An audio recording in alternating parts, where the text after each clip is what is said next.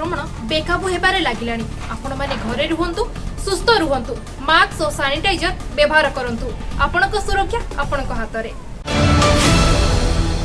गतकाली फुलबाणी आदर्श town थाना police patrolling करुथिबा बेले स्थानीय एफसीआई गोदाम निकट रास्ता रे दुई जन युवक को सही रास्ता देई जाउथिबा मोटरसाइकिल रे अटकाई डकायती करुथिबा जने युवक को गिरफ्त करछि पुलिस। गिरफ्त करबा सहित ताठारु पिस्तल और 5टी जीवंत गुड़ी जब्त करिथिबा जणा पड़िछि। सूचनायोग्य गतकाली राति रे 9:30 समय रे जने गृहरक्षी दुतीपड़ा ग्रामरु फुलबाणी मोटरसाइकिल रे आसुथिबा बेले एफसीआई गोदाम रास्ता रे दुई जन युवक गृहरक्षींकर मोटरसाइकिल को अटकाई डकायत करुथिबा खबर पाई फुलबाणी आदर्श टाउन थाना पुलिस जाई घटनास्थल रे पहुंची गिरफ्त करिथिबा बेले अन्य सहयोगी जनक सेठारु खसी पळाइतिला। कानू नायकर घर फुलबाणी स्थित सगडिया साई बोली जणा पड़िछि। अभियुक्त कानू नायक को केस रुजु करी कोर्ट चालान करिथिबा बेले अन्य सहयोगी को धरिबा निमंते तदंत जारी रखिथिबा फुलबाणी एसडीपीओ ओ महेंद्रनाथ मुर्मू गणमाध्यम को सूचना देते। एफसीआई छक पर से जो गोदाम फ्रंट रे एक्चुअली 30 तारीख दिन 8:30 पाखापाखि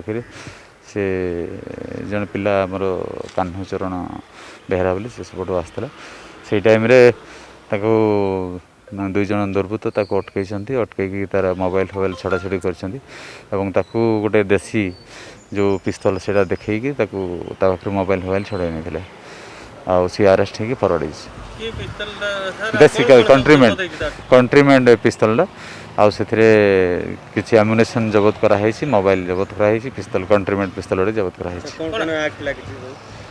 से आर्म्स एक्ट लगी 394 जो रबरी से छड़ाछड़ी करता से लगी। फुलबाणी रू शिव प्रसाद नायक रिपोर्ट टी1 इंडिया न्यूज। टी1 इंडिया न्यूज को लाइक शेयर सब्सक्राइब करने को बिल्कुल भी भूलंतुनी। रहूची नमस्कार।